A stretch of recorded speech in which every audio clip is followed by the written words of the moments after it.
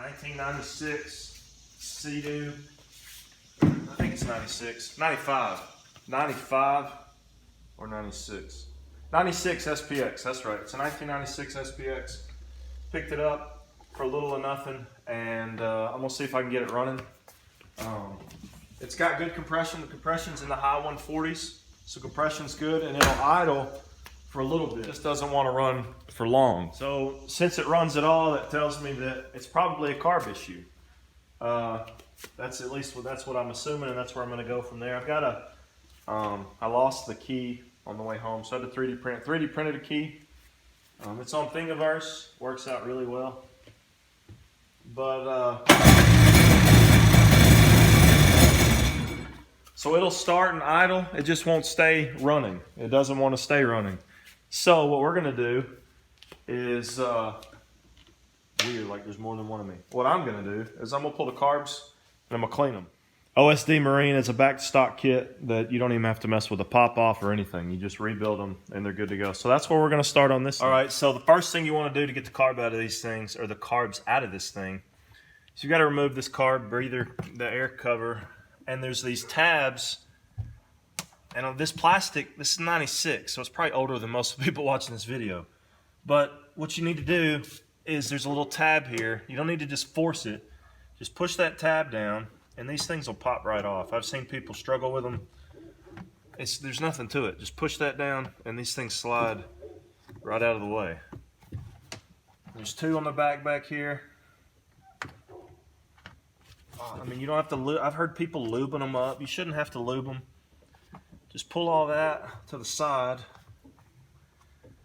Just be nice and gentle with it. And it should pop off. You may need to pry it just a little bit, but again,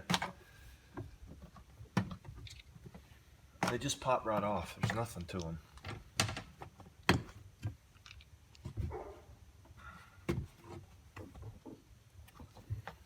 Come on now. This has not been opened in quite some time. All right, so I had to go get a persuasion tool. Just be nice and easy. You don't want to go breaking stuff. Like that, nice and easy, bam, bam. All right, so once you get the cover removed, you've got 6 5mm Allen bolt tool. And if you don't have one of these Milwaukee electric ratchets, you're missing out. Alright, so then this will just pop off like that. Now you can do whatever you want to with your nuts and bolts, that's up to you. But I like to drop them into the bottom of the hole. That's what I do with them. Or at least try to put them back where they go. I'll have to fish that one out. We'll fish that one out off camera. But I'm a big fan of putting stuff back. That way I know what went here. We're just removing the carbs though, so it's not that big of a deal, but you never know. Let's see if we can find that one. Oh yeah. Oh yeah, babe, that's gonna be fun. All right, so up next are the mounts that hold it to the head. 5mm. We're gonna try our best not to drop these into the abyss with the other one. Somewhere along the way, somebody's been into this at least once because it's missing a lock washer. That's all right. We can recreate that. And again, try to drop your nuts and your bolts down into the belly of the beast. That'll make it more fun. Give you something extra to do. Because, you know, when you're doing stuff like this, all you're doing is looking for something extra to do, right? All right. So put those back where they belong. All right, so up next, you want to get your same persuader tool. You want to take this air filter out. Just like this. Boom. Air filter's out. And there should be 4 5mm bolts in there that we're going to remove. You may need something a little more powerful than the old Milwaukee.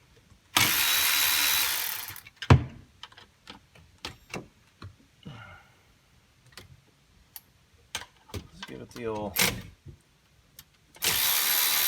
tighten to make her loosen trick.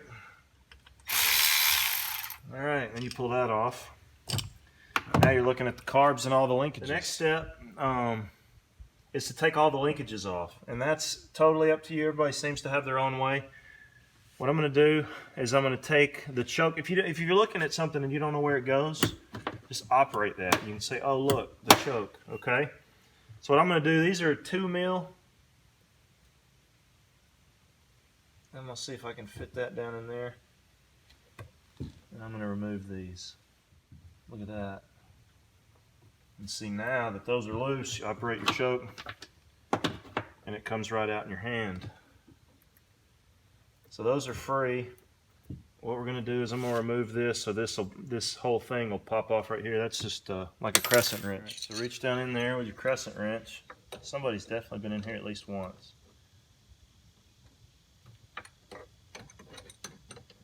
So here's a little. Somebody's been in here with their crescent wrench shenanigans, much like mine. Looks like I've worked on this in the past.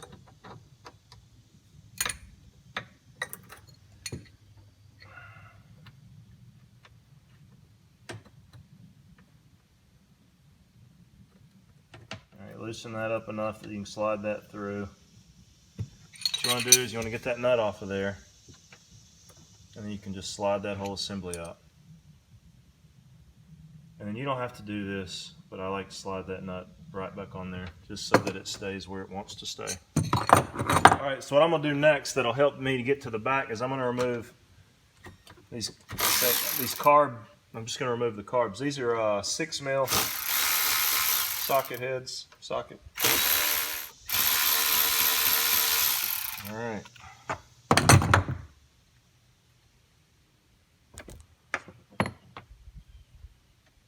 Wish I would have dropped one of these into the bottom. That'd been a lot easier to find. All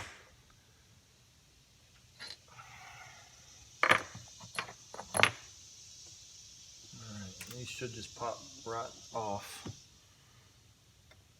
And there's going to be some hoses you need to remove. So you take your persuader from earlier on mine. I'm going to take this hose right here off.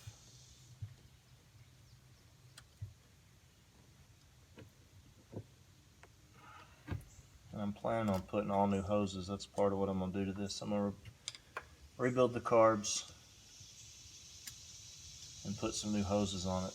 The person I got this from, though, said that they had, this doesn't have, for the most part, I don't see any of the dreaded gray hoses.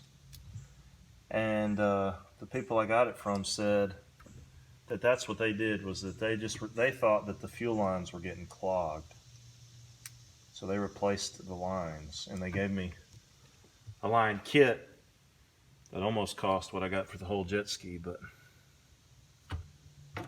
so now we've got all this apart, and you just basically start taking it apart for whatever you see, wherever you see it.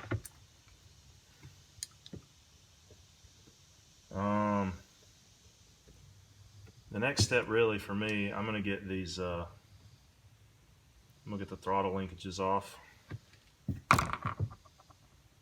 And that's right here. You've got one right here and one back here. So again, it's back to your crescent wrench activities.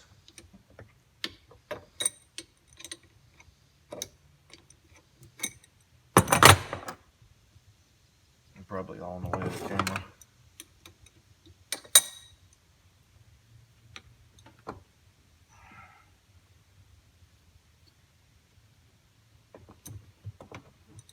And I'm far and away not an expert on these things. I've only taken a few of these apart.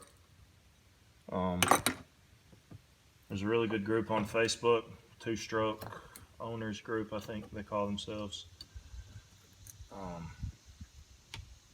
They've been really helpful. Alright, so there's one.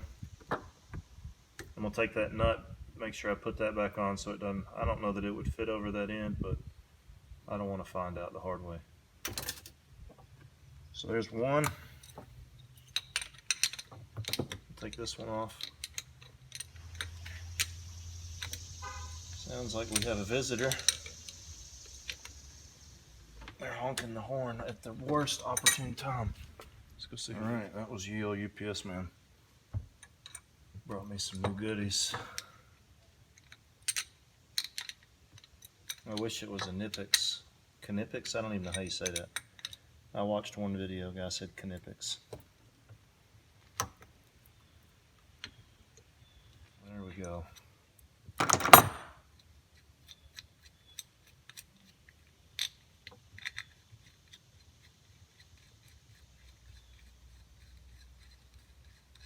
All right.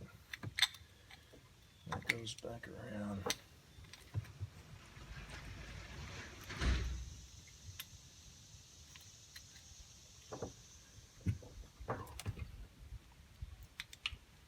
So simple. Don't believe.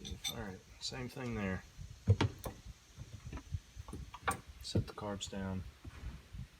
Put your nuts back where they need to be, just so they don't come off. That's not going to come off, but just one extra step to lengthen the process. That one goes back there,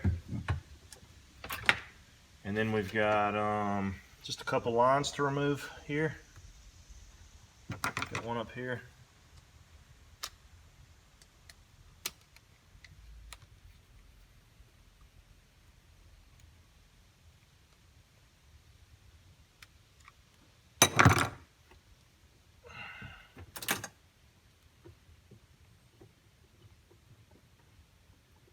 There's some gunk on that. That's been there a while. That line definitely hadn't been changed. Alright, so that's going to have fuel in it. So I'm going to stand that up so it doesn't leak out all over the place when I come back and figure out where to put it.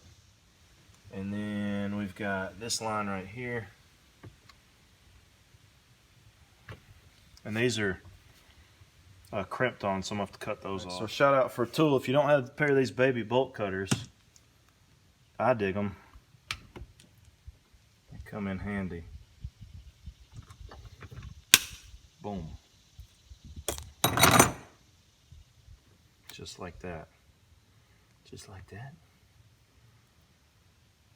And you can come take that off. Don't drop it down in the bottom of the hole. You can just twist this line right off. Boom. Your carbs are free.